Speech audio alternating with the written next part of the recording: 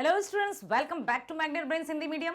मैं लाली वर्मा सभी 12वीं कक्षा के होनहार कर्मठ विद्यार्थियों का स्वागत करती हूं। स्वागत करने के साथ साथ ये आशा भी करती हूं कि आप सभी स्वस्थ होंगे, खुश होंगे, प्रसन्नचित होकर अपने आप का ख्याल रखते हुए अपने कर्म के प्रति भी पूर्ण रूप से समर्पित होंगे। प्रिय विद्यार्थियों, हमें अपने जीवन में कर्म के प्रति पूरी तरह से समर्पित रखना है, क्योंकि कर्म से ही हमारी पहचान होती है। आपको पता है, मैग्नेट ब्रेन्स आप सबके लिए 100% फ्री ऑनलाइन एजुकेशन प्रोवाइड करता है। कक्षा 7वीं से 12वीं तक की ऑनलाइन स्कूल एजुकेशन है हिंदी मीडियम, 100% फ्री। ठीक है, साथ ही साथ अंग्रेजी मीडियम की यदि हम बात करें तो किंडरगार्टन से कक्षा 12वीं तक की ऑनलाइन स्कूल एजुकेशन फ्री, और साथ ही साथ इसके साथ सभी प्रकार की प्रतियोगी परीक्षाओं के वीडियोस भी आपके लिए प्रोवाइड किए जाते हैं 100% फ्री। चलिए तो चलते हैं इस वीडियो की तरफ। हमने अपनी पाठ्य पुस्तक आरोह भाग 2 कि कितने चैप्टर्स कंप्लीट कर दिए हैं। हाँ, अब आप यहाँ सोच रहे होंगे कि पार्ट 9 है तो मतलब हम पार्ट 8 कंप्लीट कर चुके हैं। वेरी नाइस, सही जवाब है, क्योंकि यहाँ वहाँ ध्यान थोड़ा सा हमें चौकन्ने रहना पड़ता है, तब जाकर कहीं हम सारे कार्य सुचारू रूप से कर पाते हैं। तो हमने अपनी पाठ्य पुस्तक फिर जो है हमारी आरोह, उसके काव्य खंड के 8 चैप्टर कंप्लीट कर लिए हैं, और ये जो चैप्टर है आज मैं लेकर आई हूं आपके लिए पार्ट 9। नाम है रुबाइयां और गजल। लिखा है फिराक गोरखपुरी जी ने। ठीक है, रचयिता है फिराक गोरखपुरी जी। रुबाइयां और गजल, जिसमें रुबाइयां और गजल के बारे में हम जानेंगे। रुबाइयां किसे कहते हैं? रुबाइयां कहते हैं 4 पंक्तियों में लिखी गई रचना। ठीक है, उसको रुबाइयां कहते हैं उर्दू या फारसी में। गजल भी एक ऐसा ही है कि इसकी गजल की हर एक पंक्ति में अपना एक पूर्ण अर्थ होता है, किसी एक दूसरे पर निर्भर नहीं होती है पंक्तियां, अपने आप में एक पूर्ण अर्थ होता है। और खास तौर से गजल की जो विशेषता है, प्रशंसा या स्त्री की तारीफ के लिए लिखी जाती है। और भी बहुत सारे रीजन है, यही तो जानेंगे हम आज। तो चलिए शुरू करते हैं। सबसे पहले हम जानेंगे फिराक गोरखपुरी जी के जीवन के बारे में, उनसे जुड़ी कुछ खास बातें, और समझेंगे कि वे किस तरह के रचनाकार थे और उन्होंने रुबाइयां और गजल के माध्यम से हम सबको क्या शिक्षा देने की कोशिश की है। फिराक गोरखपुरी जी उर्दू फारसी के जाने माने शायर थे। शायर थे भाई, उर्दू और फारसी के प्रसिद्ध शायर। इनका जन्म हुआ था कब? 28 अगस्त सन 1896। 28 अगस्त सन 1896 कब हुआ? 28 अगस्त सन 1896 को गोरखपुर में हुआ, इसलिए इनका नाम हुआ फिराक गोरखपुरी। ठीक है, क्योंकि इनका जन्म गोरखपुर में हुआ था। इनका मूल नाम रघुपति सहाय था। इनका मूल वास्तविक जो नाम था वो रघुपति सहाय था। याद रखना कि फिराक गोरखपुरी जी का नाम क्या था? रघुपति सहाय। और इनको फिराक एक नहीं कहते कि उर्फ रघुपति सहाय उर्फ फिराक, तो फिराक फिर इनका लेखन कार्य में यही नाम चला, फिराक, और गोरखपुर के थे तो गोरखपुरी। ठीक है, इसी नाम से उन्होंने रचना की। इन्होंने रामकृष्ण की कहानियों से अपनी शिक्षा की शुरुआत की, बाद में अरबी, फारसी और अंग्रेजी में शिक्षा ग्रहण की।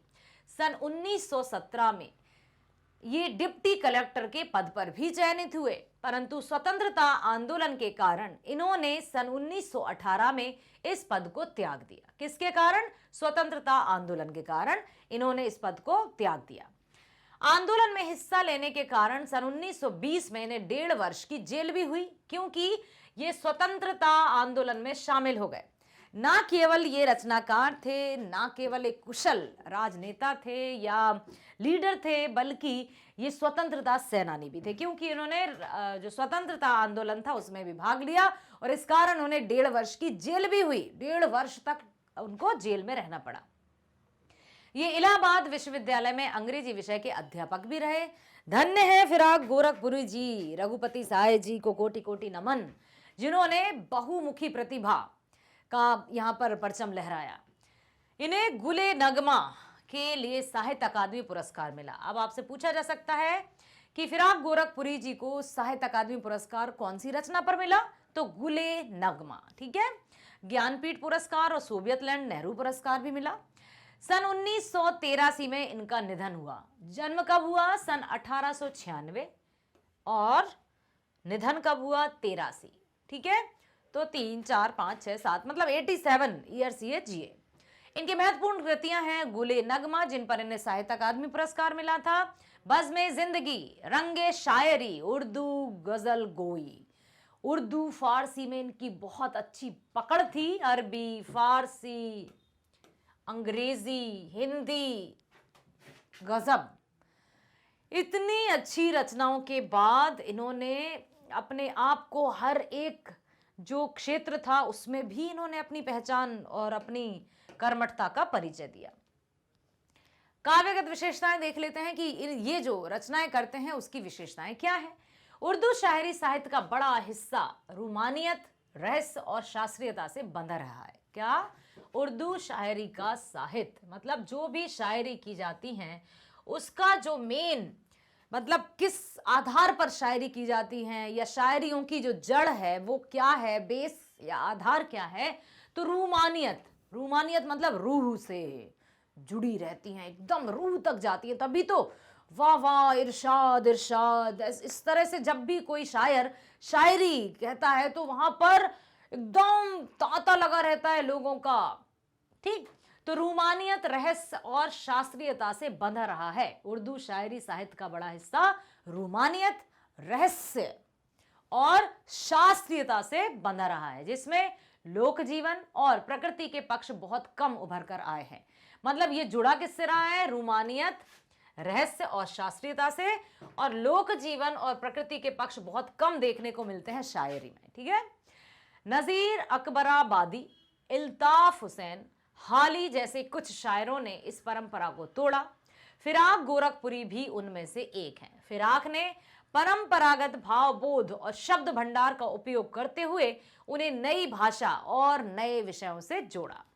उनके यहाँ सामाजिक दुख दर्द व्यक्तिगत अनुभूति बनकर शायरी में ढला है, अर्थात जो कि स्टार्टिंग से चला आ रहा था कि उर्दू शायरी में लोक जीवन और प्रकृति के पक्ष को शामिल नहीं किया जा सकता, परंतु अब ये जो फिराक गोरखपुरी जी हैं, इन्होंने इस जो परंपरा थी उसको तोड़ा और इन्होंने सामाजिक दुख दर्द को व्यक्तिगत अनुभूति बनकर शायरी में ढाला। उन्होंने सामाजिक दुख दर्द, व्यक्तिगत अनुभूति, अनुभव, इन सब को बनकर शायरी में ढाला है। इंसान के हाथों इंसान पर जो गुजरती है, मतलब इंसान ही इंसान का शत्रु बन जाता है, इसको उन्होंने बड़ी खूबी मतलब बखूबी निभाया है।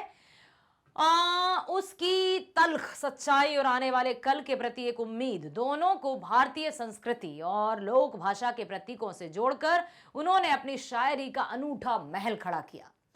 अपनी शायरी का एक अनूठा महल खड़ा किया, अर्थात कहते ना कि कोई चलता पद चिन्हों पर कोई पद चिन्ह बनाता है, तो इन्होंने सिर्फ पद चिन्हों पर ही नहीं चले कि जैसा अब तक होता आया था, जैसी विचारधारा में लोग बहते थे उसी विचारधारा में हम भी शामिल हो लिए, बल्कि इन्होंने कोई चलता पद चिन्हों पर कोई पद चिन्ह बनाता है, इन्होंने स्वयं पद चिन्हों की रचना की और जो पद चिन्ह बनाता है वही तो इतिहास रचाता है।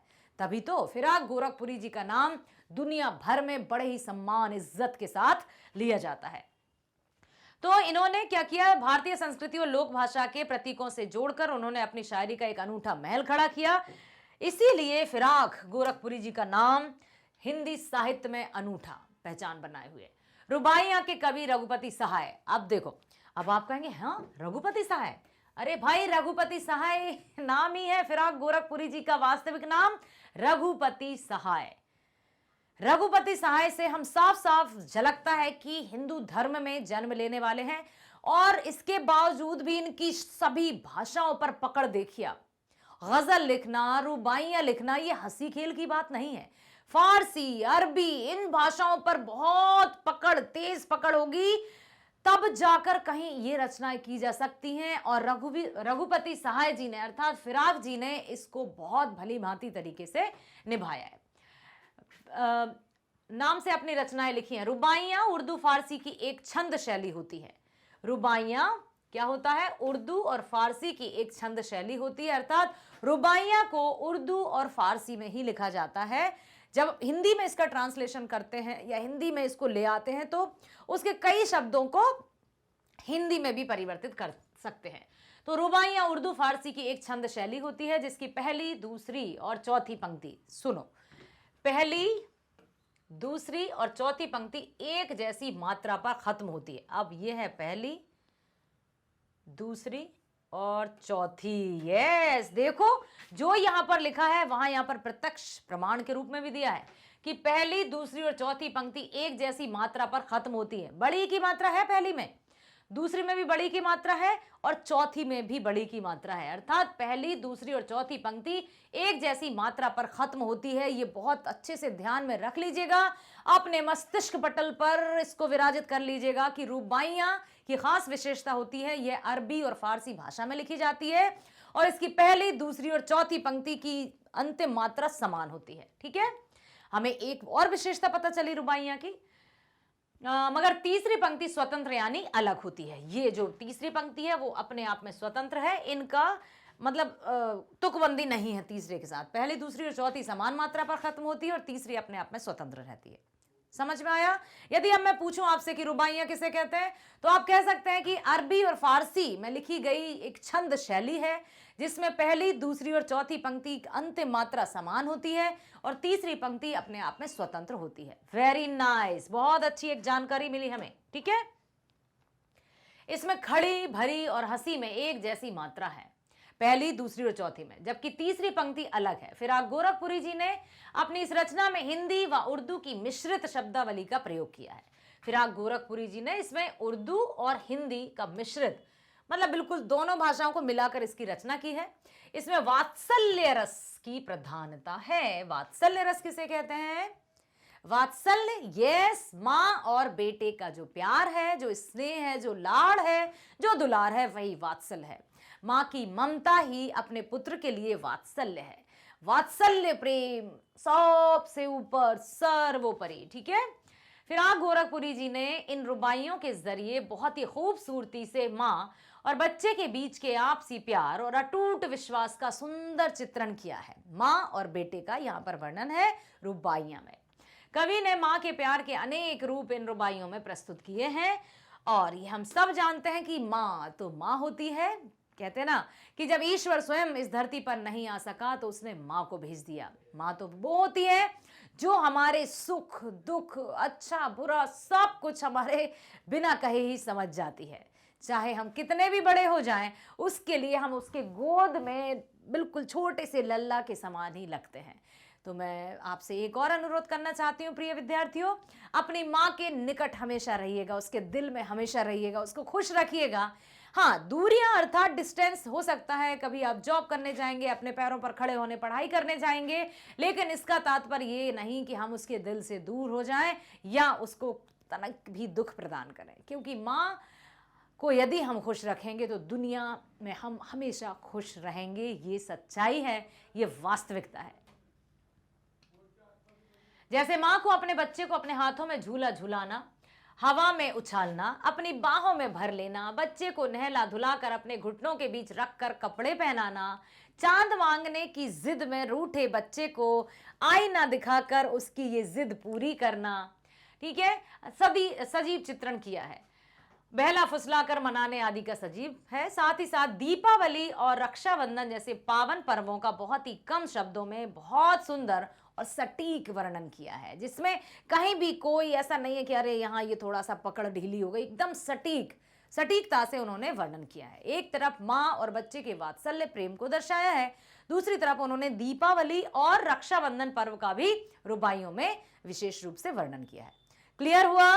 क्या आप बता सकते हैं, यदि अब मैं कहूं कि बताइए रुबाइयां किसे कहते हैं, तो आप कह सकते हैं कि रुबाइयां अरबी और फारसी भाषा में लिखी गई एक शैली है जिसमें 4 पंक्तियां होती हैं। पहली, दूसरी और चौथी पंक्ति की अंतिम मात्रा समान होती है और तीसरी पंक्ति जो रहती है वो अपने आप में स्वतंत्र रहती है। ठीक है, रुबाइयां फिराक गोरखपुरी जी द्वारा रचित हिंदी और उर्दू में लिखी गई रचना है।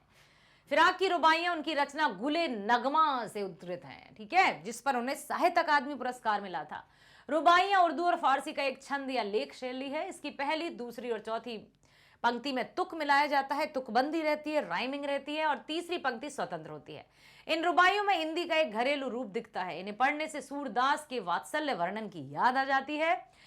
इस रचना में कवि ने वात्सल्य वर्णन किया है। माँ अपने बच्चे को आंगन में खड़ी होकर अपने हाथों में प्यार से झुला रही है, उसे बार बार हवा में उछाल रही है, कहीं उसको नहलाती है, कहीं धुलाती है, कहीं फिर वो बच्चा जिद करता है मैया मैं तो चंद्र खिलौना ले हूं, अर्थात मुझे वो खिलौना चाहिए जो आकाश में चमक रहा है।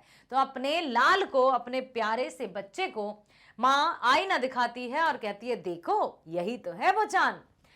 तो फिर बच्चा भी उसे प्यार से देखता है। दिवाली के अवसर पर शाम होते ही पुते और सजे हुए घर अत्यंत सुंदर लगते हैं। एक तरफ उन्होंने माँ और बच्चे का स्नेह दर्शाया है, तो दूसरी तरफ दीपावली में सजे हुए एकदम जो माहौल हो जाता है, चारों तरफ दीप प्रज्वलित होते हैं, एकदम रोशनी छा जाती है। चीनी मिट्टी के खिलौने बच्चों को खुश कर देते हैं। वह बच्चों के छोटे घर में दीपक जलाती हैं, जिसमें बच्चे के सुंदर चेहरों पर चमक आ जाती है। आसमान में चांद देखकर बच्चा उसे लेने की जिद करता है। माँ उसे दर्पण में चांद दिखाती है। दर्पण समझते हो? दर्पण मतलब आईना, मिरर, ठीक है। रक्षाबंधन एक मीठा बंधन है। रक्षाबंधन के कच्चे धागों पर बिजली के लच्छे हैं। सावन में रक्षाबंधन आता है। हिंदी महीनों के नाम क्या आपको याद हैं? हाँ, है किसी को याद? सावन मास की पूर्णमासी को रक्षाबंधन का त्योहार मनाया जाता है। हिंदी में भी 12 महीने होते हैं। शुरुआत होती है चैत्र महीने से, जब फसल काटी जाती है ना, तब से गुड़ी पड़वा आई थिंक, तब से हिंदू नववर्ष रहता है। तो चैत्र, बैशाख, ज्येष्ठ, आषाढ़, श्रावण, भादो, क्वार, कार्तिक, अगहन, पूष, माघ और फागुन, ये 12 महीने हैं हिंदी के, ठीक है। तो सावन में रक्षाबंधन मनाया जाता है। कार्तिक मास की अमावस्या को दिवाली मनाई जाती है और फागुन की पूर्णमासी को होली का दहन होता है, ठीक है। सावन का जो संबंध है वो झीनी झीनी घटा से है। घटा का संबंध बिजली से है, वही संबंध भाई बहन का है, ठीक। अर्थात भाई बहन के मधुर संबंध को यहाँ पर दर्शाया गया है। यहाँ पर आप चित्र देख सकते हैं जो कि आपकी पाठ्य पुस्तक में ही है। देखिए, यहाँ पर माँ अपने बच्चे को गोद में लिए बैठी हैं और उनके हाथ में है एक आईना, जिस आईने में बच्चा अपना मुखड़ा देखता है और खुश हो जाता है, प्रसन्नचित्त हो जाता है। क्यों? क्योंकि वो आकाश में चांद देखकर माँ से कहता है कि मुझे वो चाहिए, चंद्रमा चाहिए। तो माँ कहती है देखो यही तो है, यही तो चांद नजर आया है। चलो पढ़ते हैं। अब देखना है आपको। आंगन में लिए चांद के टुकड़े को खड़ी, रूबाइयां 4 पंक्ति की, पहली, दूसरी और चौथी पंक्ति में अंतिम मात्रा समान होती है, तुकबंदी होती है।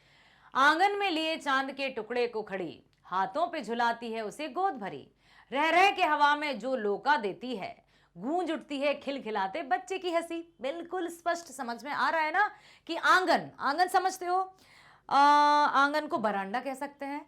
तो गांव में जब घर बने होते तो आंगन जरूर रहता है, एक बड़ा सा आंगन। आंगन में मान लीजिए यदि ये घर बना है, ठीक है, तो यहाँ ये घर है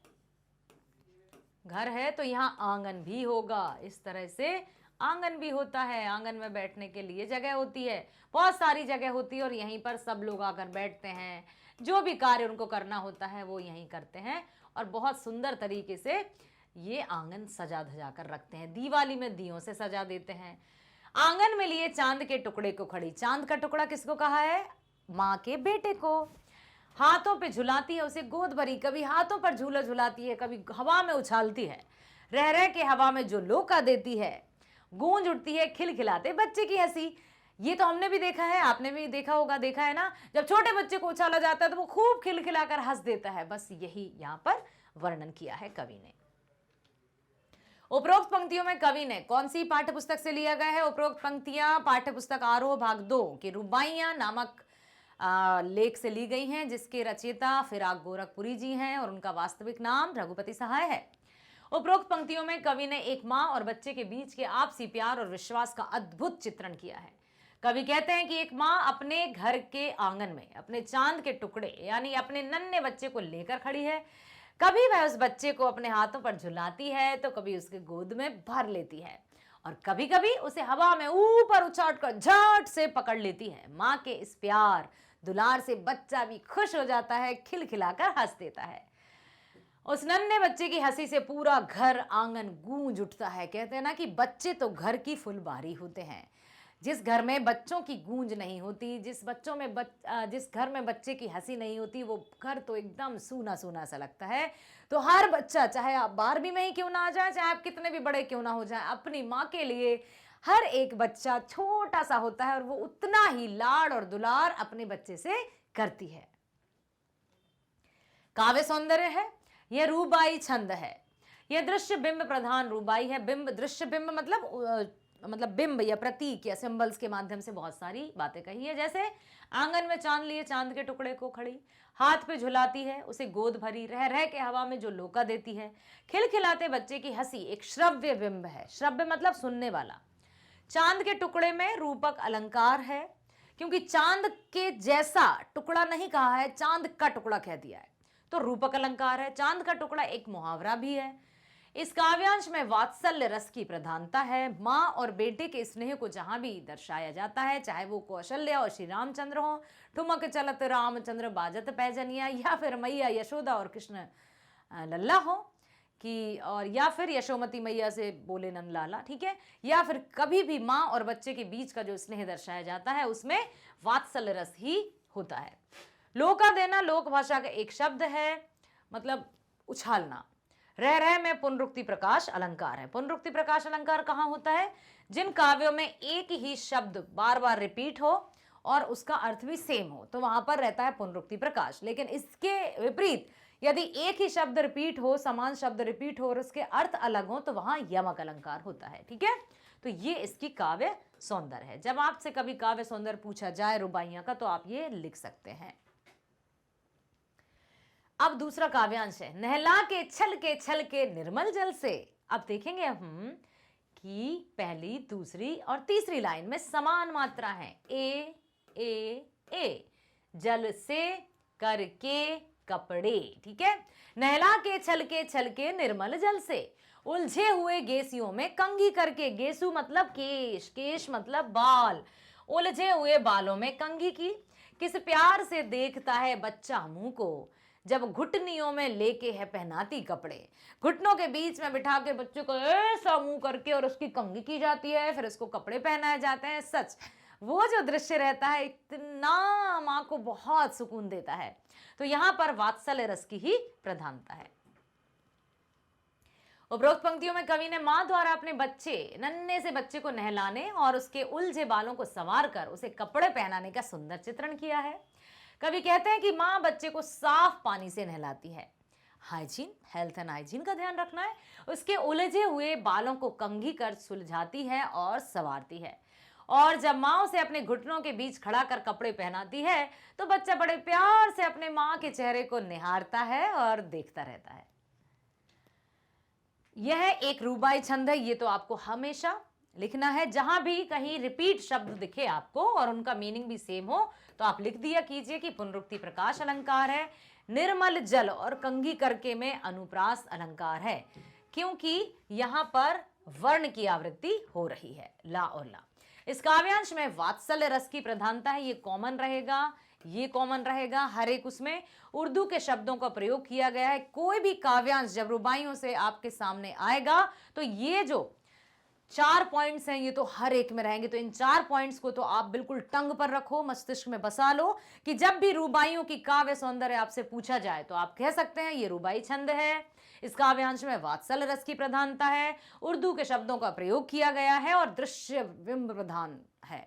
बिंब मतलब प्रतीक, प्रतीक मीन सिंबल्स, ठीक है। तो कई तरह के बिंबों का प्रयोग किया है कवि ने। फिराक गोरखपुरी जी कवि हैं और उनका वास्तविक नाम किसी को याद है? रघुपति सहाय जी, बहुत सही। काव्यांश तीसरा है, दीपावली की शाम पर घर पुते और सजे, चीनी के खिलौने जगमगाते लवे। अब देखो, पुनः आप ध्यान दीजिए कि एक ही मात्रा है लास्ट में, यहां भी एक ही मात्रा है, और ये ए स्वयं है, मतलब ये भी एक ही मात्रा है। जैसा कि रुबाइयों के नियम अनुसार रुबाइयां 4 पंक्तियों में लिखी जाती है, उर्दू और फारसी के शब्दों का प्रयोग किया जाता है। इसमें कवि ने हिंदी और उर्दू के शब्दों का प्रयोग किया है, जिसकी प्रथम, द्वितीय और चतुर्थ पंक्ति की जो अंतिम मात्रा रहती है वो सेम रहती है। तीसरी पंक्ति अपने आप में स्वतंत्र होती है। देख रहे हैं ना कि जो लिखा है वो प्रमाणित करता है कि यस, रुबाइयां यही होती हैं। दीपावली की शाम घर पुते और सजे, चीनी के खिलौने जगमगाते लावे। वो रूपवती मुखड़े पे एक नर्म दमक बच्चे के घरौंदे में जलाती है दिए। अब जब दीपावली आती है तो बच्चों के छोटे छोटे घर रहते हैं, क्या ना, टॉयज़ भी आते हैं। जब हम छोटे थे तो अब मिट्टी के घर बनाते थे, मिट्टी के खिलौने बनाते थे। और सच में हमें भी याद आ रहा है कि दिवाली हो या मकर संक्रांति हो, मकर संक्रांति पर लड्डू बनते हैं, दिवाली पर दिए जलाए जाते हैं, रक्षाबंधन पर राखी, हम सब जानते हैं। तो छोटे छोटे दिए, आटे के दिए बनाकर हम उन घरों में जलाते थे। तो आज बचपना मुझे ये पाठ ले आया है, बड़ा अच्छा लग रहा है पढ़कर। तो ये सब यहाँ पर दिखाया है कि माँ अपने बच्चे के छोटे से घरौंदे में दीपावली के दिए भी जलाती है और उसे पूरा जो घर है, संपूर्ण उसका जो माहौल है, वातावरण है, वो पूरी तरह से वात्सल्य रस में डूबा हुआ है। क्लियर? उपरोक्त पंक्तियों में कवि ने दीपावली की शाम घर में होने वाले खुशी के माहौल का सजीव चित्रण किया है। कवि कहते हैं कि दीपावली की शाम को अपने पुते अर्थात पुताई किए हुए, रंग या रोगन किए हुए सजे घर में माँ अपने बच्चे के लिए चीनी मिट्टी के खिलौने और जगमगाते हुए दिए लेकर आई और अपने खिलौने देखकर तो बच्चा खुशी से झूम उठा।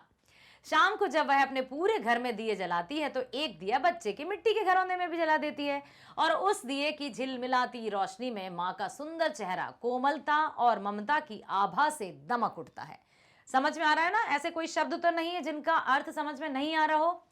ऑलरेडी यहाँ पर दिया है मिट्टी के घर या घरौंदे, फिर दिए की झिलमिलाती रोशनी में माँ का सुंदर चेहरा कोमलता व ममता की आभा, आभा मतलब सुंदरता से चमक उठता है, क्योंकि दियों की रोशनी और माँ के चेहरे की चमक जो बच्चे को अपनी ओर खींचती है और माँ और बच्चे का जो वात्सल्य प्रेम है उसको यहाँ पर कवि ने बहुत ही सुंदर तरीके से दर्शाया है।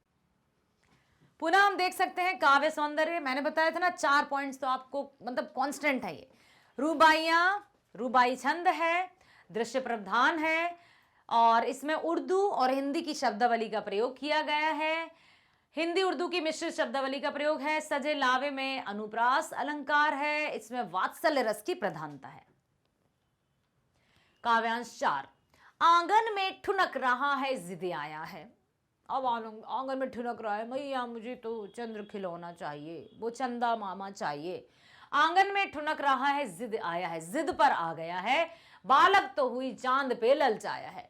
अब चांद पे कहता है कि मुझे वो चांद चाहिए जो आकाश में है। उस चांद को पाने के लिए बच्चा माँ से जिद करता है। दर्पण उसे देके कह रही है, माँ देख आईने में चांद उतर आया है। कहते हैं ना, माँ के पास हर मर्ज की दवा है, हर समस्या का हल है। तो अब जब आंगन में ठुनक रहा, जिद करने लगा, तो मुझे तो वो चांद चाहिए। दर्पण उसे देकर कह रही है, माँ देख आईना, चांद उतर आया है इस आईने में। तो ये दिखाया गया है। उपरोक्त पंक्तियों में बच्चा अपनी माँ से चांद देने की जिद कर रहा है और माँ उसे बहला फुसलाकर मनाने की कोशिश कर रही है। ठीक है। कवि कहते हैं कि बच्चा आंगन में मचल रहा है, जिद कर रहा है और उसे आकाश का चांद चाहिए। बच्चे की जिद पर माँ बच्चे को एक दर्पण, शीशा या आईना, मिरर थमा देती है और फिर उस दर्पण में चांद का प्रतिबिंब मीन्स उसकी इमेज दिखाकर बच्चे को समझा रही है कि देखो आकाश का चांद तो दर्पण में उतर आया है। दर्पण में चांद को देखकर बच्चा खुश हो जाता है, प्रसन्न हो जाता है। बच्चे को खुद का प्रतिबिंब भी दर्पण में दिखाई देता है और हर माँ के लिए अपना बच्चा चांद का टुकड़ा ही तो होता है, आंख का तारा होता है, चांद का टुकड़ा होता है, सबसे सारी दुनिया से प्यारा होता है। हर एक माँ के लिए अपना बच्चा बहुत सबसे प्यारा होता है, क्योंकि कहते ही नहीं, यथा दृष्टि तथा सृष्टि। जिस नजरिया से हम दुनिया को देखते हैं हमें दुनिया वैसी ही नजर आती है। तो माँ अपने बच्चे को कैसे देखती है? स्नेह से, लाड़ से, दुलार से। तो हर माँ को अपना बच्चा चांद का टुकड़ा दिखाई देता है और सबसे दुनिया का सबसे प्यारा बच्चा लगता है। यह रूबाई छंद है। इसमें भ्रांतिमान अलंकार का प्रयोग किया गया है। वात्सल्य रस की प्रधानता है। जिद आया ललचाया में अनुप्रास अलंकार है। हिंदी उर्दू की मिश्रित शब्दावली का प्रयोग किया गया है। काव्यांश 5 है। रक्षाबंधन की सुबह रस की पुतली। रक्षाबंधन की सुबह रस की पुतली, छाई है घटा गगन की हल्की हल्की। बड़ी की मात्रा, बड़ी की मात्रा और बड़ी की मात्रा, पहली, दूसरी और चौथी। ठीक है। पहली पंक्ति में, दूसरी पंक्ति में और चौथी पंक्ति में अंतिम मात्रा सेम होती है। तो रक्षाबंधन की सुबह रस की पुतली, छाई है घटा गगन की हल्की हल्की, बिजली की तरह चमक रहे हैं लच्छे, भाई के हैं बांधती चमकती राखी। अब इसमें क्या किया है, अभी सबसे पहले हमने देखा बच्चे और माँ को खिलाना नहलाना, उसको कपड़े पहनाना, फिर हमने देखा दिवाली का त्यौहार, अब चल रहे हैं हम रक्षाबंधन के पर्व पर। तो रक्षाबंधन का त्यौहार क्यों मनाया जाता है, किसी को पता है कि कब से ये शुरुआत हुई? कहा जाता है पौराणिक कथाओं के अनुसार कि जब श्री कृष्ण शिशुपाल का वध कर रहे थे और उन्होंने सुदर्शन चक्र छोड़ा शिशुपाल पर, तो जब सुदर्शन चक्र छोड़ा उन्होंने, तो उनकी जो उंगली थी वो घायल हो गई थी। तब द्रौपदी वहीं खड़ी हुई थी, उन्होंने अपने साड़ी को फाड़कर उनकी उंगली को बांधा। तब से उन्होंने ये प्रतिज्ञा की कि बहन मैं तुम्हारी रक्षा करूंगा, और तभी से रक्षाबंधन का त्यौहार मनाया जाता है। रक्षाबंधन का त्यौहार एक पवित्र त्यौहार है जिसमें माँ मतलब भाई और बहन के प्रेम की पवित्रता को दर्शाया जाता है। बहन अपने भाई की कलाई पर राखी बांधती है और भाई उसे आजीवन रक्षा का वचन देता है। तो रक्षाबंधन की सुबह रस की पुतली, छाई है घटा गगन की हल्की हल्की। अब सावन का महीना है तो घटा भी छाई हुई है, बरसात का भी मौसम होता है, बिजली की तरह चमक रहे हैं लच्छे, भाई के हैं बांधती चमकती राखी। भाई के हाथों में बहन चमकते हुए रेशम के धागे बांधती है। उपरोक्त पंक्तियों में कवि रक्षाबंधन के त्यौहार, भाई बहन के प्यार भरे पवित्र रिश्ते का वर्णन कर रही है। कवि कहते हैं कि रक्षाबंधन की मधुर व प्रेम भरी सुबह के समय आकाश में हल्के हल्के बादल छाए हुए हैं, और जिस तरह उन बादलों के बीच बिजली चमक रही है, ठीक उसी तरह राखी के लच्छों पर लगे मोती और सितारे चमक रहे हैं। वाह क्या बात है। देखो क्या लिखा है, आकाश में हल्के फुल्के बादल छाए हुए हैं और बादलों के बीच में बिजली चमक रही है। तो बादलों के बीच में जो चमकती हुई बिजली की सुंदरता, यहां पर बिजली की चमक को सुंदरता का प्रतीक माना है कवि ने।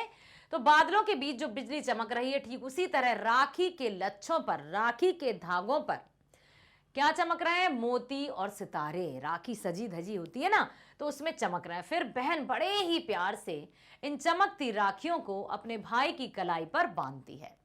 रक्षाबंधन का त्यौहार सावन के महीने, अंग्रेजी कैलेंडर में जुलाई या अगस्त में होता है, इसीलिए उस समय आकाश में बादल छाने और बरसात होने की पूरी संभावना होती ही है। बहुत सारे राखी के धागों को जब एक साथ बांधा जाता है तो उन्हें लच्छे कहा जाता है।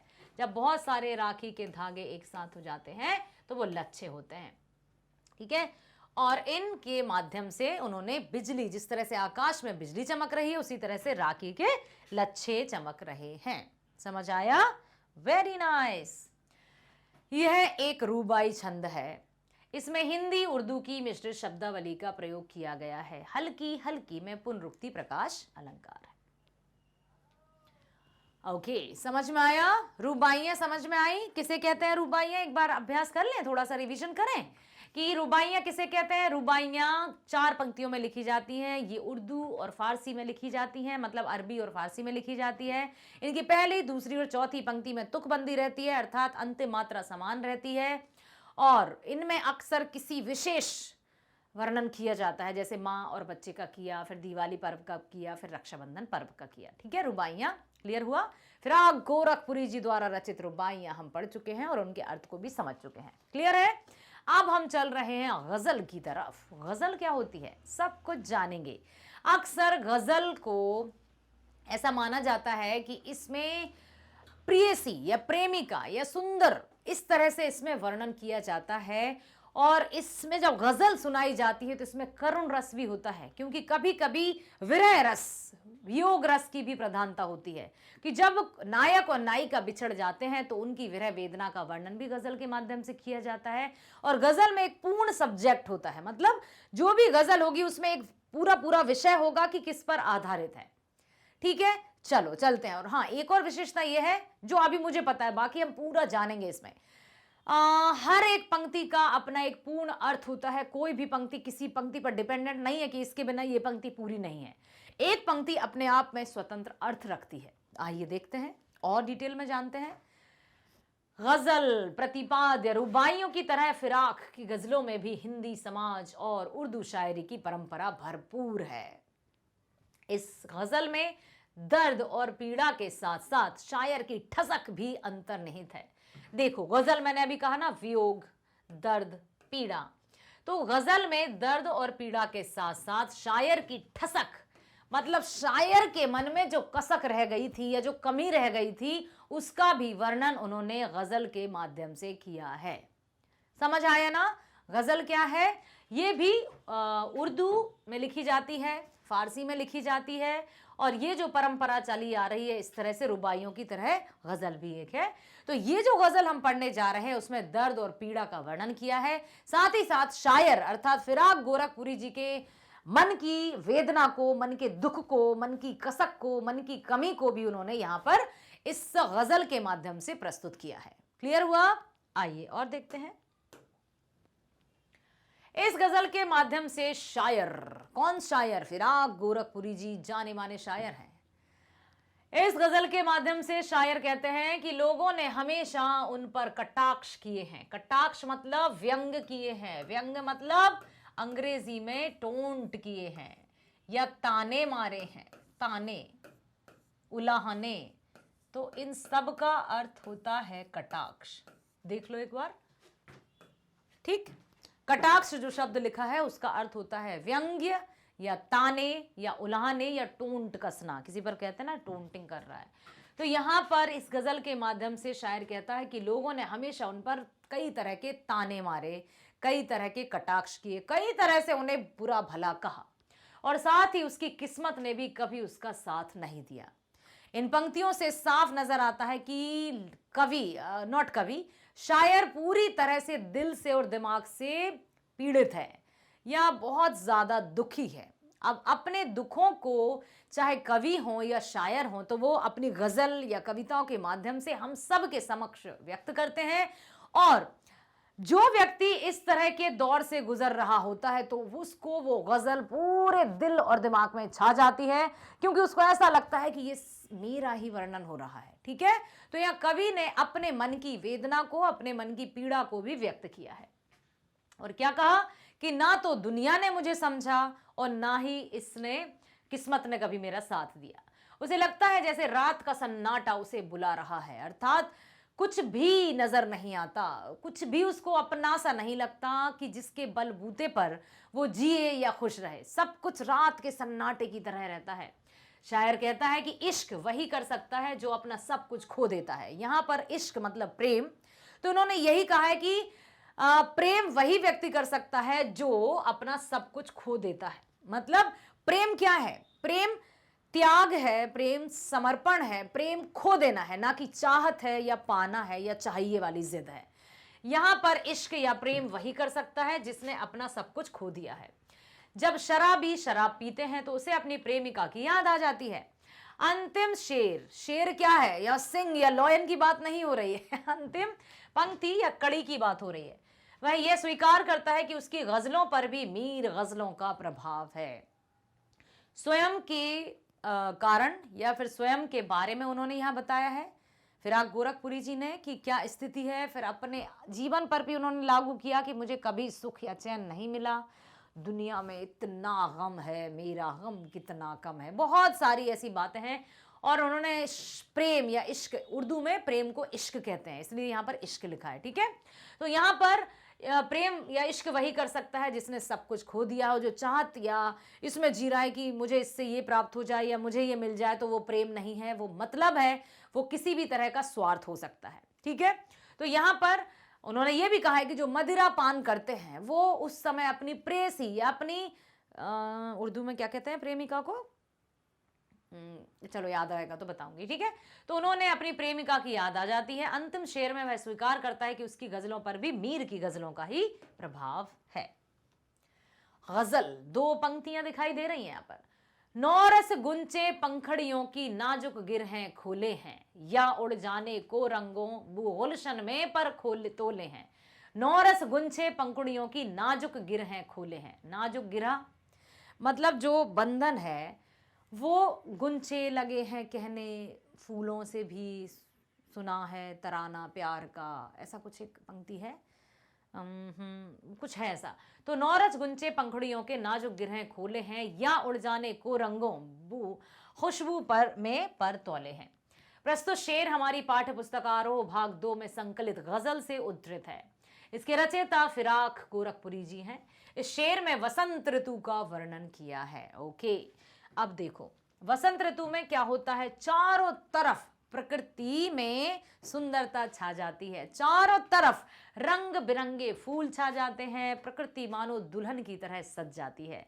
पेड़ों पर नए नए पत्ते आ जाते हैं, कहीं हरे कहीं लाल, मतलब ऐसा लगता है कि जो प्रकृति है उसने अपने गले में फूलों की माला धारण कर ली हो और सज धज कर एक नई नवेली दुल्हन हो गई हो। नौरस गुंचे पंखड़ियों की नाजुक गिरह खोले हैं, या उड़ जाने को रंगों वो खुशमन में परतोले हैं। ठीक है, तो वसंत ऋतु में कवि कहते हैं कि वसंत ऋतु में नए रस से भरी कलियों की कोमल पंखुड़ियों की गांठें खुल गई हैं। जो कलियां हैं, जो फूल है, ठीक है, फूल कोई भी फूल हो इस तरह से बंधा रहता है, और जब वही फूल, ठीक है, यदि वही फूल खिल जाएगा तो वो फूल खिलकर इस तरह से इतना सुंदर, अब आप सोच रहे होंगे ऐसा, भाई मुझे ड्राइंग नहीं आती है, ऐसा ही बना देते हैं।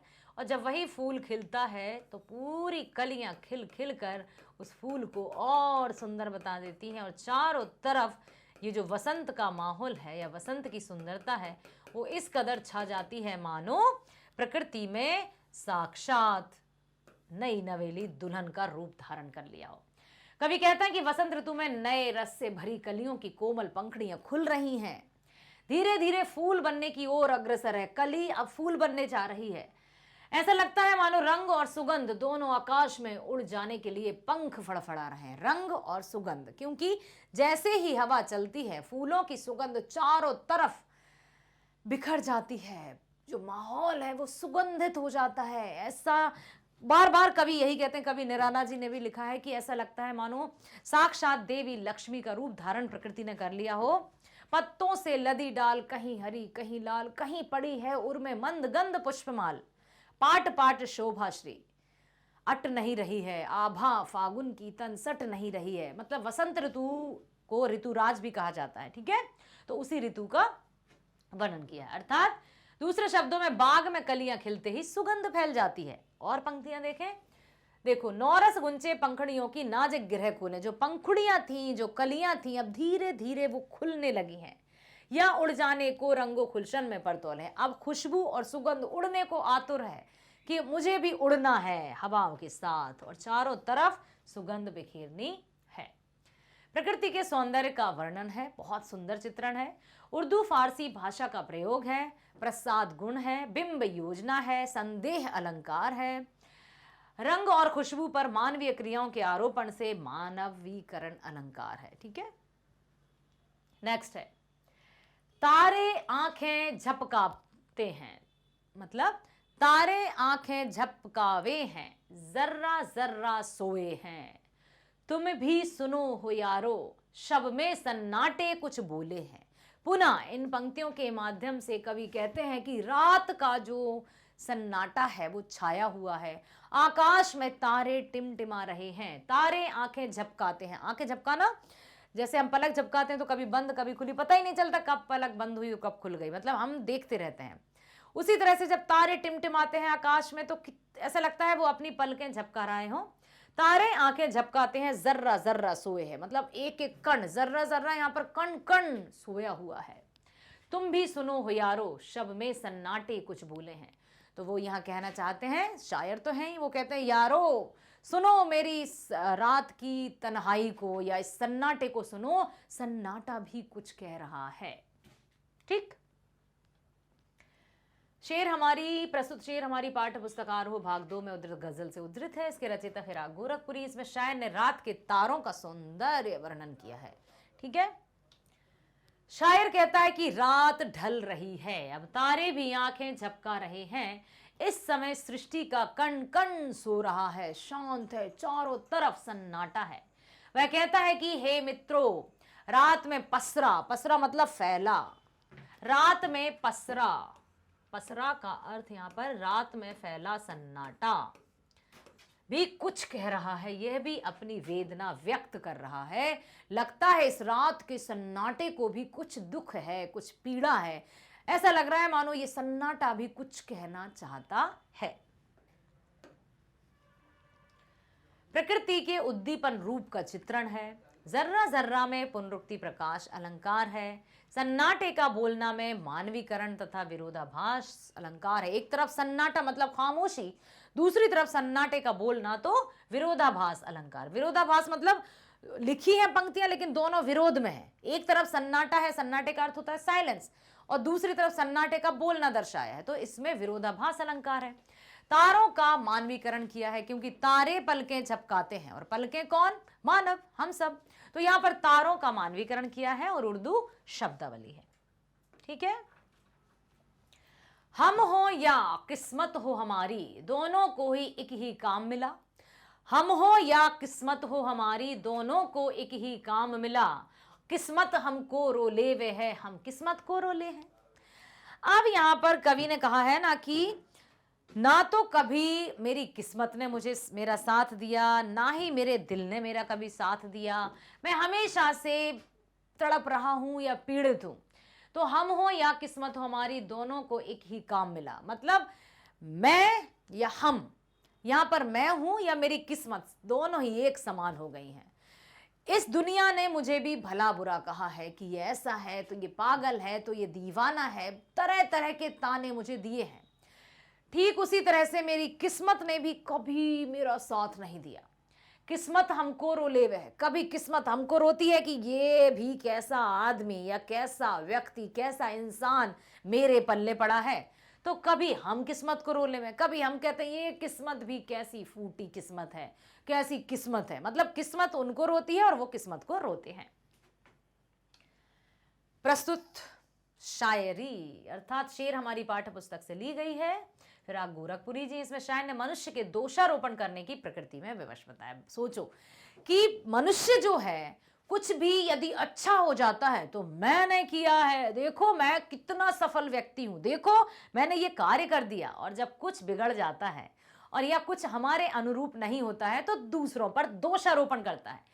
मनुष्य की, इंसान की यही प्रवृत्ति है कि जब कुछ कमी रह जाए या कोई गलती रह जाए तो वो दूसरों पर दोषारोपण करने लगता है, दूसरों पर इल्जाम लगाने लगता है। इसी की प्रवृत्ति को उन्होंने यहां बताया है। शायर अर्थात कौन? फिराक गोरखपुरी जी। शायर कहता है कि संसार में मेरी किस्मत और मैं खुद दोनों ही एक जैसे हैं। हम दोनों एक ही काम करते हैं। अभाव के लिए मैं अपनी किस्मत को दोषी मानता हूं तथा इसलिए किस्मत पर रोता हूं कि मेरे पास ये नहीं है तो मैं दुखी हूं, तो ऐसा वैसा दुनिया भर का रोना रोता है और कहता है मेरी तो किस्मत ही खराब है। अब किस्मत मेरी दशा को देखकर रोती है किस्मत भी रोती है कि ये भी मेरी किस्मत में, मतलब किस्मत को भी इंसान ऐसे दुखी दुखी इंसान को देखकर बड़ा बुरा लगता है कि यही मेरे पल्ले क्यों बंधा।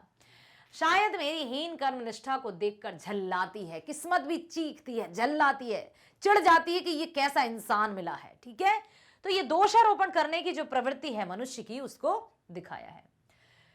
विशेष है निराशा और अकर्मण्यता। अकर्मण्यता मतलब जो कर्मठ नहीं होते, जो आलसी होते हैं, या जो सिर्फ और सिर्फ हाथ पर हाथ रखे बैठे हैं और दूसरों पर दोषारोपण करते जा रहे हैं। तो निराश और अकर्मण्यता पर व्यंग्य है। उर्दू फारसी शब्दों का प्रयोग है। किस्मत को मानवीय क्रियाएं करते हुए दिखाया गया है, अतः मानवीकरण अलंकार है। गजल छंद है।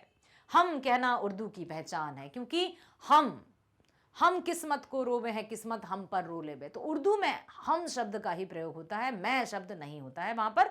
हम ये कर रहे हैं तो हम यहाँ जा रहे हैं, हमने ये ऐलान किया है कि आज हम ये करने वाले हैं। ठीक है, तो उर्दू में हम की जो है वो पहचान है। आगे है, जो मुझको बदनाम करे हैं काश वे इतना सोच सकें। जो मुझको बदनाम करे हैं काश वे इतना सोच सकें। मेरा पर्दा खोले हैं या अपना पर्दा खोले हैं, अब स्वयं। या कवि कहते हैं कि जो मुझ पर इल्जाम लगाते हैं, जो मुझ पर उंगलियां उठाते हैं, वो जरा अपने गिरेबान में झांक कर भी तो देख लें। कहते हैं ना कि दूसरों पर दोषारोपण करना बहुत आसान होता है, लेकिन एक उंगली जब हम दूसरों की तरफ उठाते हैं तो बाकी की 3 उंगलियां हम तरफ भी उठ रही हैं। अर्थात दूसरों पर इल्जाम लगाने से पहले या दूसरों की कमियों को खोजने से पहले हमें अपने आप को देख लेना चाहिए कि क्या हम में वो कमियां नहीं हैं। अन्यथा किसी की कमी को आप बहुत आराम से भी बता सकते हैं, ताकि किसी के बारे में कहते हैं ना कि जब हम किसी व्यक्ति की कमियां अकेले में बताएं तो वो बहुत अच्छी मित्रता मानी जाती है, यदि किसी की कमी को दुनिया के सामने बता दें तो वो शत्रुता ही मानी जाती है। तो जो मुझको बदनाम करे हैं, काश वे इतना सोच सके मेरा पर्दा खोले हैं या अपना पर्दा खोले हैं। शायर कहते हैं कि संसार में कुछ लोग उसे बदनाम करना चाहते हैं, तरह तरह से उसको ताने देते हैं। ऐसे निंदक जो निंदा करते हैं, ठीक है, ऐसे निंदकों के लिए कवि कामना करता है, कवि इच्छा करता है कि वे केवल यह बात समझ सकें कि वे मेरी जो बुराइयां संसार के सामने प्रस्तुत कर रहे हैं उससे खुद उनकी कमियां उजागर हो रही हैं। बहुत सही बात कही है इन्होंने कि शिकायत वही करते हैं जो शिकायत के लायक होते हैं, जो स्वयं शिकायतों के डब्बे से भरे होते हैं।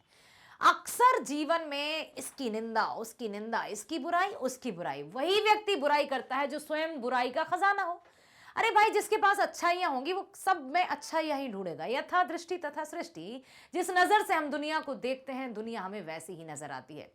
बहुत सारे लोग कमी देख ली, इसमें भी कमी, उसमें भी कमी, तो जो देखा क्या देखा, कमी, तो हम कमी का बैंक बन जाएंगे। इट्स बेटर कि हम लोगों की अच्छाइयों को देखें और उन्हें ग्रहण करें, और हम स्वयं की कमियों को देखें और उनको कम करें, तब जाकर हम एक मनुष्य कहलाएंगे। मनुष्य का होना सिर्फ दो पैर पर खड़े होना या वाक शक्ति का होना नहीं है, बल्कि सद्बुद्धि के साथ अपना जीवन व्यतीत करना भी मनुष्यता की पहचान है। तो शायर कहते हैं कि संसार में कुछ लोग उसे बदनाम करना चाहते हैं। ऐसे निंदकों के लिए, ऐसे जो निंदा करते रहते हैं, जो बुराई करते रहते हैं, उनके लिए कवि का मानना है कि वे केवल यह बात समझ सकें कि वे मेरी जो बुराइयां संसार के सामने प्रस्तुत कर रहे हैं उससे खुद उनकी कमियां उजागर हो रही हैं। वे मेरा पर्दा खोलने की बजाय अपना पर्दा खोल रहे हैं। वो सुविचार या वो कहावत आपने सुनी होगी कि कोई व्यक्ति यदि आपसे आकर चुपचाप से कहता है किसी तीसरे व्यक्ति के बारे में कि सुनो, इधर आओ, मैं बताती हूँ तुमको, पता है वो ऐसा है, वो वैसा है, वो ऐसा है, लेकिन तुम मेरे बारे में उससे कुछ मत कहना। अब जो समझदार व्यक्ति होगा वो तुरंत समझ जाएगा कि जब मैं कौन हूं भाई, मैं भी उसकी तरह इसका एक आम दोस्त हूं या मित्र हूं। जब मुझसे ये उसकी निंदा कर सकता है तो मेरी निंदा भी उससे अवश्य कर सकता है। तो किसी पर भी आंख बंद करके भरोसा कदापि नहीं करना है, और जो सही कार्य है वही हमें करना है। इतना आपको स्मरण में रखना है। जब हम इस तरह से कार्य करते हैं तो मैं आपसे प्रॉमिस करती हूं डियर स्टूडेंट्स कि हम अपने जीवन में बहुत प्रसन्न रहते हैं, खुश रहते हैं। हमें किसी से कोई लेना देना का अर्थ ये नहीं कि हम किसी से बातचीत करना बंद कर दें। सबसे व्यवहार रखिए, सबसे सद्व्यवहार करिए, सबके साथ मधुरता बनाए रखिए, लेकिन हाँ, किसी पर डिपेंडेंट मत रहिए कि यदि वो नहीं आए तो अरे यार आज तो मेरा वो दोस्त नहीं आया, मेरा मन नहीं लग रहा। क्यों? क्या आप गुलाम हैं उसके? क्या आपका अपना अस्तित्व नहीं है? तो हमारा जीवन जो है सेल्फ डिपेंडेंट होना चाहिए। सेल्फ डिपेंड का अर्थ पैसा कमाना ही नहीं है, अपने आप को संभाले रखना, अपने आप को सद्मार्ग पर चलाना भी सेल्फ डिपेंडेंसी का ही एक अनूठा उदाहरण है। देखिए अब इसमें विशेष क्या है, शायर ने दूसरों को बदनाम करने वालों पर व्यंग किया है। जो अक्सर दूसरों पर उंगलियां उठाते रहते हैं उन पर ऐसा व्यंग किया है कि वो यदि पढ़ लेंगे और सुन लेंगे तो वो भी अपना मुंह छुपाते भागेंगे। उर्दू भाषा का प्रयोग है, गजल छंद है, भाषा में प्रवाह है। प्रवाह मतलब होता है फ्लुएंसी, ठीक है, अंग्रेजी में जैसे कहते हैं ना प्रवाहमयता, फ्लुएंसी। अब है, ये कीमत भी अदा करें हैं हम बदुरस्ती ए ओशो हबाश। ये कीमत भी अदा करे हैं हम बदुरस्ती ए होशो हवास, तेरा सौदा करने वाले दीवाना भी होले हैं। अब यहां पर क्या आ गई है बात, देखो। प्रस्तुत शेर हमारी पाठ्य पुस्तक आरोह भाग 2 में संकलित गजल से उद्धृत है। इसके रचयिता फिराक गोरखपुरी जी हैं। इनमें कवि ने प्रेम की कीमत अदा करने के बारे में बताया है, ठीक है। कवि कहता है कि हम पूरे विवेक के साथ, विवेक मतलब बुद्धि, समझदारी, बुद्धि या समझदारी, ठीक है,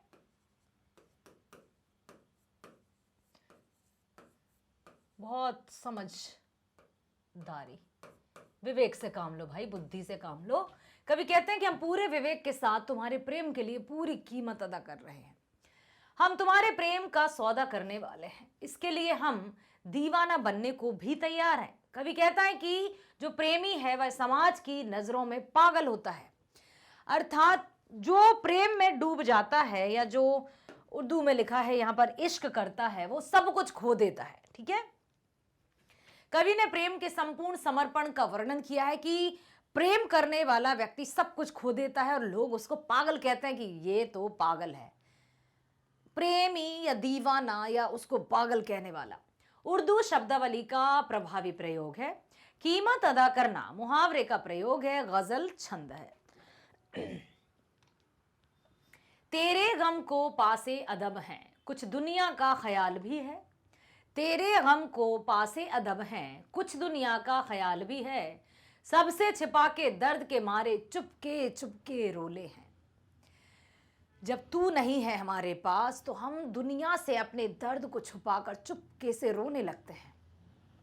तेरे गम को पासे अदब है, कुछ दुनिया का ख्याल भी है। सबसे छुपा के दर्द के मारे चुपके चुपके रोले हैं।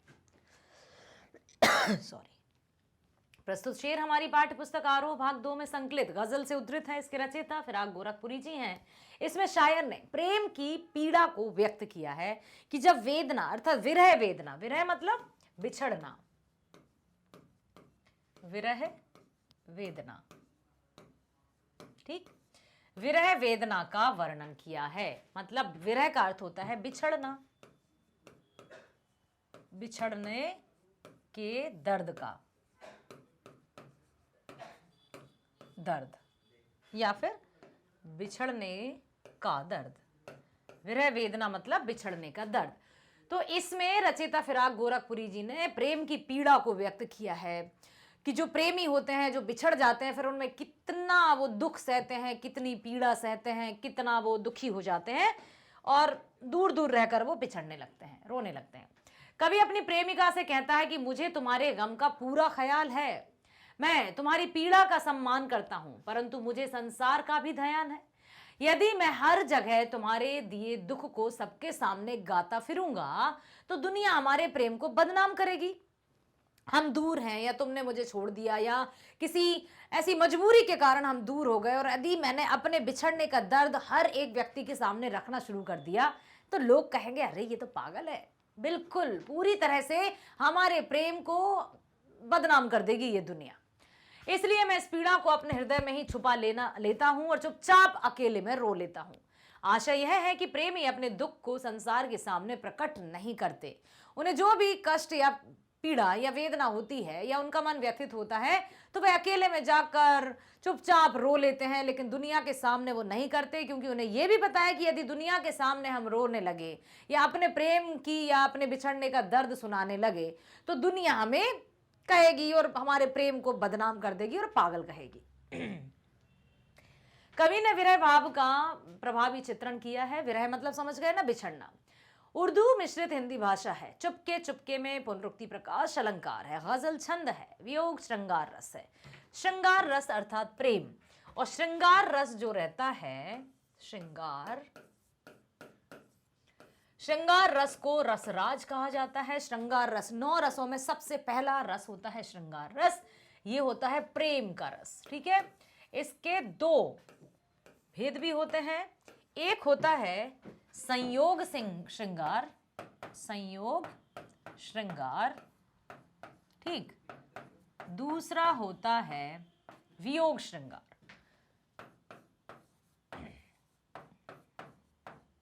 वियोग श्रृंगार। तो वियोग संयोग श्रृंगार मतलब मिलना, मिलन, प्रेमी और प्रेमिका का मिलन या नायक या नायिका का मिलना। ब्रैकेट में लिख देते हैं नायक नायिका, या राधा कृष्ण भी लिख देते हैं क्योंकि राधा कृष्ण के प्रेम को सर्वोपरि माना गया है। राधा कृष्ण भी लिख सकते हैं यहाँ पर, राधा कृष्ण। ठीक है, राधा कृष्ण को बेस्ट एग्जाम्पल माना जाता है श्रृंगार रस का, क्योंकि उनका प्रेम तो पूरा इस लोक और उस लोक में जग जाहिर है। वियोग श्रृंगार अर्थात होता है बिछड़ना। विरह श्रृंगार या वियोग मतलब बिछड़ने का दर्द, बिछड़ना। ठीक है, जब प्रेमी प्रेमिका या नायक नायिका बिछड़ जाते हैं तो वो वियोग श्रृंगार रस के अंतर्गत आता है। श्रृंगार रस 9 रसों में सबसे पहला रस है और मुख्य रूप से 9 रस हैं। कौन कौन से हैं एक बार मैं नाम भी बता देती हूं। देखो, श्रृंगार रस रसराज कहा जाता है जो प्रथम रस है। एक है शांत रस जो कि नवा रस है, उसके बीच में श्रृंगार रस के बाद हास्य रस है, वीर रस है, करुण रस है, अद्भुत रस है, भयानक रस है। कितने हो गए? श्रृंगार रस, हास्य रस, वीर रस, करुण रस, भयानक रस, अद्भुत रस, शांत रस और कौन सा बचा है? भयानक रस हो गया। हाँ, रौद्र रस। एक और कौन सा बचा है? विभत्स रस। विभत्स मतलब घृणा वाला। चलो लिख लेते हैं, यहां पर समझ में आ गया। चलो मैं रसों के नाम लिखकर आपको बता दूं तो आप भी याद रखोगे। सबसे पहला टॉप पर रहता है श्रृंगार अर्थात प्रेम, श्रृंगार रस। फिर इसके सीरियल हो सकता है ऊपर नीचे हो, लेकिन पहला श्रृंगार है और नवा शांत है। हास्य, सबके आगे रस है, करुण, वीर, भयानक,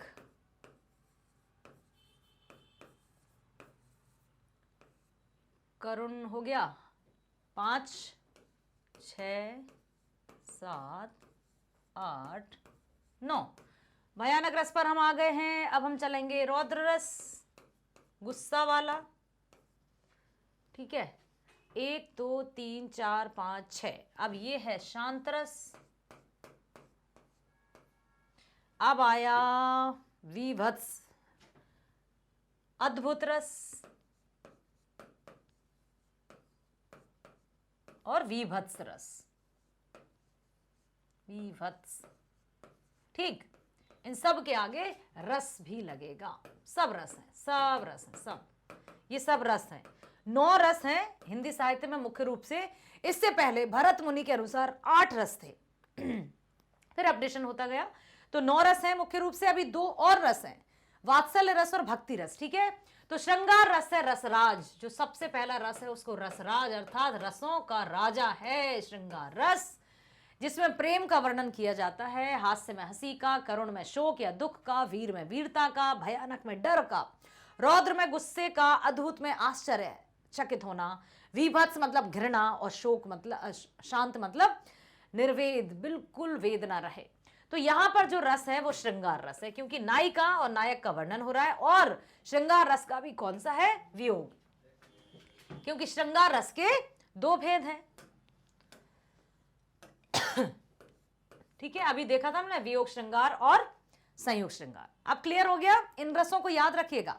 जब भी किसी में इनसे प्रेम से संबंधित बात आ जाए, कोई भी कविता, कोई भी गजल या रुबाइयां, तो उनमें श्रृंगार लिख देना। हंसी से आ जाए तो हास्य, करुण, शोक, दुख से आ जाए, वीरता से, भयानक से, रौद्र से, अद्भुत से, विभत्स से या शांत से, तो आप रस का लिख देंगे। तो इसमें काव्य सौंदर्य विशेष में आपको बहुत अच्छे अंक प्रदान कर सकता है, क्योंकि सामने वाले चेकर को लगेगा, जो चेक करेंगे, इवैल्यूएटर रहेंगे, कि वाह, स्टूडेंट को तो रस तक की पहचान है, मतलब ये बच्चा तो बहुत अच्छा है। ठीक है, फितरत का कायम है तवाजुन, आलमे हुस्नो इश्क में भी उसको उतना ही पाते हैं खुद को जितना खोले हैं। अब यहाँ पर कवि मतलब शायर फिराक गोरखपुरी जी ने बताया है कि प्रेम में सिर्फ खोना है, त्यागना है, समर्पण है। उसमें कुछ भी पाने की चाहत नहीं होनी चाहिए, कुछ भी हासिल करने की जिद नहीं होनी चाहिए। यदि हम कुछ पाना चाहते हैं या हासिल करना चाहते हैं तो वो प्रेम नहीं है। ठीक है, वो फिर स्वार्थ है, वो या आकर्षण है या मोह है। फितरत का कायम है तवाजुन, आलम हुस्नो इश्क में भी उसको उतना ही पाते हैं खुद को जितना खोले हैं। जितना हम खोते हैं उतना ही उसको पाते हैं। ठीक, कवि कहता है कि प्रेम और सौंदर्य के संसार में संतुलन कायम है। इसमें हम उतना ही प्रेम पा सकते हैं जितना हम स्वयं को खोते हैं। दूसरे शब्दों में, प्रेम में पहले स्वयं को मिटाना पड़ता है। जो व्यक्ति जितना अधिक समर्पण करता है वह उतना ही अधिक प्रेम पाता है। ऐसा लिखा है उन्होंने, और उनकी रचना से साफ जाहिर है कि वो भी प्रेम मतलब योग श्रृंगार में है, वो भी बिछड़ते हुए प्रेम में डूबे हुए हैं। कवि ने प्रेम के स्वभाव को स्पष्ट किया है। कबीर के साथ भाव साम्य है, जिन खोजा तिन पाइया। कबीर दास जी का दोहा है कि जिन खोया तिन पाइया, गहरे पानी बैठी, मैं बपुरा खोजन चला रहा किनारे बैठी। मतलब हम उन सामने वाले को उतना ही पा सकते हैं जितना हम अपने आप को खो दें। खोकर पाने में विरोधाभास अलंकार है, खो भी रहे और पा भी रहे, तो विरोध हो रहा है ना दूसरों में, तो विरोधाभास अलंकार है। उर्दू मिश्रित हिंदी भाषा का प्रयोग है, गजल छंद है, ठीक है।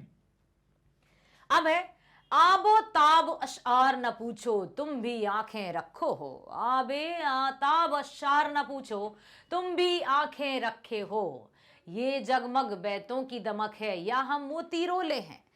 अब पुनः कवि कहते हैं कि इसमें कवि ने अपने काव्य सृजन का आधार अपनी व्यथा बताया है। व्यथा मतलब दुख या पीड़ा, ठीक है, दुख। तो जो भी रचना की है कवि ने, उसका सृजन अर्थात उन्होंने जो रचना की है, जो भी रचना की है या जो भी उन्होंने लिखा है कृति, उसका आधार उनकी अपनी व्यथा है, उनकी अपनी पीड़ा है। उन्होंने अपने हृदय की पीड़ा को निकालने के लिए, क्योंकि किसी से कह सकते नहीं है, हर एक के सामने प्रेम का दुखड़ा रो नहीं सकते हैं, नहीं तो लोग हमें कहेंगे कैसा पागल व्यक्ति है और हमारे प्रेम को बदनाम कर देंगे। इट्स बेटर कि उन्होंने रचनाओं के माध्यम से अपने दिल की बात या अपने हृदय की बात सबको दे दी है। अब लोग तो उसको गजल समझकर पढ़ेंगे, वाह वाह इरशाद इरशाद, क्या खूब कहा है आपने, इस तरह से उनको मतलब रिबट में देंगे भी। लेकिन यहां तो कवि स्वयं कह रहा है कि कवि ने अपने मन की जो पीड़ा है या दुख है उसके माध्यम से ही व्यक्त किया है। कवि कहते हैं कि तुम्हें मेरी शायरी में जो चमक दमक दिखाई देती है उस पर फिदा मत हो, तुम्हें अपनी आंखें खुली रखनी चाहिए, अर्थात ध्यान से देखना चाहिए। मेरे शेरों में जो चमक है वह मेरे आंसुओं की देन है। दूसरे शब्दों में कवि की पीड़ा से उसके काव्य में दर्द उभर कर आया है। क्या कहते हैं, आबो ताब अशार ना पूछो तुम भी आंखें रखे हो, मतलब जो गजल तुम मेरी पढ़ रहे हो उसमें मजे मत लो, वाह वाह क्या बात है, क्या खूब कहा है, इरशाद इरशाद, ये शब्द तुम कह रहे हो, इसमें आनंद लूट रहे हो, तो जरा अपनी आंखों को खोल कर देखो, ये जगमग बैतों की दमक है या हम मोती रोले हैं, ये मेरे आंसू या मेरी पीड़ा या मेरे विरह की वेदना है जो मैंने इन शब्दों के माध्यम से पिरोई है। क्लियर हुआ? विशेष इसमें कवि ने विरह को काव्य के सृजन का आधार बताया है। विरह मतलब बिछड़ना, ठीक है, सृजन मतलब रचना करना, उसका ही विरह कोई उन्होंने काव्य सृजन का बेस बताया है, आधार बताया है। बच्चन जी ने भी कहा है ना कि मैं रोया इसको तुम कहते हो गाना, मैं फूट पड़ा तुम कहते हो छंद बनाना। ये कवि हरिवंश राय बच्चन जी की आत्मपरिचय कविता से ली गई पंक्तियां हैं। आत्मपरिचय जिसमें उन्होंने यही कहा है कि जब मैं रोता हूं तो लोगों को क्या लगता है, मैं छंद बना रहा हूं, मैं तो अपनी पीड़ा व्यक्त कर रहा हूं। मैं रोया इसको तुम कहते हो गाना, मैं फूट पड़ा तुम कहते हो छंद बनाना। मोती रोले विरह को व्यक्त करता है। आंखें रखना मुहावरे का सुंदर प्रयोग है, मतलब आंखें रखना कि तुम भी आंखें रखते हो, तुम्हारे पास भी बुद्धि है, देख रहे हो तो इसको जरा ध्यान से देखो। मैं कोई बखान या कोई वाह वाह करने वाली कोई शायरी नहीं कह रहा हूं, मैं तो अपने दुखों को व्यक्त कर रहा हूं इस गजल के माध्यम से। उर्दू की कठिन शब्दावली का प्रयोग किया गया है। आबो ताब में अनुप्रास अलंकार है और वियोग श्रृंगार रस है, ठीक है, गजल में, इस गजल में वियोग श्रृंगार रस है। अक्सर जो गजलें होती हैं वो वियोग श्रृंगार के आधार पर ही लिखी जाती हैं क्योंकि बिछड़ने का दर्द उनमें छुपा रहता है, ठीक है। जगजीत सिंह को देखिए, और भी कौन है वो, एक और अपने पंकज उदास जी, जगजीत सिंह जी की गजलें यदि आपने सुनी हो तो अब मुझे कुछ कुछ याद आ रहा है कि हाँ वो बड़े दुखी होकर हारमोनियम भी बजाते थे और दुखी होकर गाते थे। मतलब जो गजल होती है वो पीड़ा, हृदय की पीड़ा को व्यक्त करती हैं। ऐसे में तू याद आए है अंजुमने मय में रिंदों को, रात गए गुर्दू पे फरिश्ते बाबे गुनह जग खोले हैं।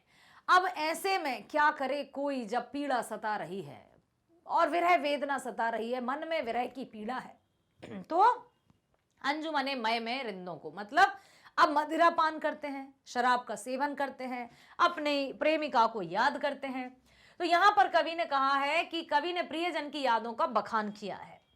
कवि कहता है कि हे प्रिय, तुम वियोग के समय में इस तरीके से याद आते हो जैसे शराब की महफिल में शराबियों को शराब याद आती है, तथा जैसे आधी रात के समय देवदूत आकाश में संसार के पापों का अध्याय खोलते हैं, ठीक है। एक तरफ उन्होंने क्या कहा है कि ऐसे याद आती हो जैसे शराब की महफिल में शराबियों को शराब की याद आती है। प्रिय, तुम वियोग में इस तरीके से याद आते हो जैसे शराब की महफिल में शराबी को शराब याद आती है, या फिर जैसे आधी रात के समय देवदूत आकाश में संसार के पापों का अध्याय खोलते हैं, सब कुछ निरीक्षण करते हैं कि यस किसके पापों को घड़ा भर गया, चलो इसको उठा लो।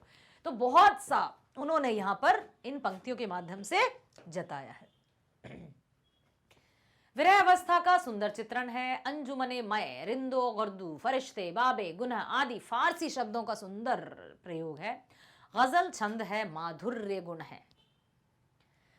सदके फिराक एजाजे, सुखन के कैसे उड़ा लिए आवाज। इन गजलों के पर्दों में तो मीर की गजलें बोले हैं। अब उन्हें लगने लगा है कि मेरी गजलों में भी मीर की गजलों की तरह ही शब्दावली का प्रयोग हो रहा है। मीर की गजलें जो अक्सर विरह वेदना में लिखी जाती हैं, अक्सर प्रेम या इश्क पर आधारित होती हैं, तो उन्होंने यही कहा है कि इस शेर में शायर अपनी शायरी पर ही मुग्ध हैं और अपने लेखन पर मुग्ध हो गए हैं, एकदम कायल हो गए हैं कि क्या तो गजलें लिखता हूं मैं, लगता है मैं भी मीर की भांति गजलें लिखता हूं। ठीक है। फिराक कहते हैं कि उसकी गजलों पर लोग मुग्ध होकर कहते हैं कि फिराक तुमने इतनी अच्छी शायरी कहां से सीख ली। इन गजलों के शब्दों से हमें मीर कवि की गजलों की सी समानता दिखाई पड़ती है। भाव यह है कि कवि की शायरी प्रसिद्ध कवि मीर के समान उत्कृष्ट है। उत्कृष्ट मतलब ऊंची, बहुत लेवल जिसका हाई होता है वैसी है। ठीक है। कवि अपनी प्रशंसा स्वयं करते हैं, बिल्कुल कोई बात नहीं, और करनी चाहिए। जब हमें लगता है कि हाँ हमने वास्तविक रूप में कार्य अच्छा किया है तो हमें अपने आप की पीठ थपथपाने का भी अधिकार है, हमें अपने आप को मोटिवेट करने का भी अधिकार है। सो कवि ने भी यहाँ स्वयं को मोटिवेट किया है, अपने आप की प्रशंसा की है। अपने आप की प्रशंसा करना इज डिफरेंट थिंग। अपने मुंह मियाँ मिट्ठू बनना या अपने मुंह से अपनी तारीफें करते रहना, तारीफों के पुल बांधना इज डिफरेंट थिंग। तो अपनी प्रशंसा हम कर सकते हैं, अपने आप की पीठ हम थपथपा सकते हैं, अपने आप को मोटिवेट हम कर सकते हैं। जब हमें लगता है कि हाँ हमने अच्छा कार्य किया तो बेशक हमें अपनी प्रशंसा करनी चाहिए। उर्दू शब्दावली की बहुलता है, गजल छंद है। उड़ा लेना मुहावरे का अर्थ है चुरा लेना। यस डियर स्टूडेंट्स, क्या आपको फिराक गोरखपुरी जी की रुबाइयां और गजल दोनों समझ में आई हैं? रुबाइयां में क्या था, विशेषता क्या था? ऐसा तो नहीं गजल सुनते सुनते आप रुबाइयां ही भूल गए।